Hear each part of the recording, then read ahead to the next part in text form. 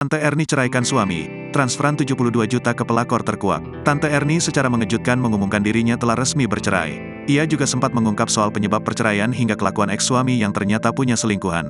Lama tak terdengar kabarnya, Tante Erni sudah resmi menjanda. Ia diam-diam telah resmi bercerai dengan Irwan Yudhoyono sejak 2022 lalu. Tante Erni mengaku kalau ia memang tak ada niatan mengungkap masalah rumah tangganya ke publik. Ia pun kaget karena masalah lama itu bisa viral di sosial media. Saat ditanya penyebabnya, Tante Erni mengungkap kalau alasan ia menggugat cerai pengusaha tajir itu karena adanya pihak ketiga. Ia memergoki Irwan mengirim uang 72 juta ke seorang wanita. Yang menarik, Tante Erni menyebut perempuan itu sebenarnya pernah ditegur sang mertua. Kalau transferan 72 juta itu memang benar. Aku waktu menggugat cerai itu semata bukan karena emosi. Aku memang pegang bukti valid ada transferan sejumlah sekian kepada seorang perempuan. Istilahnya pelakor. Waktu aku mengkonfirmasi, dijawabnya karena kasihan. Lu gak kasihan sama gua ya?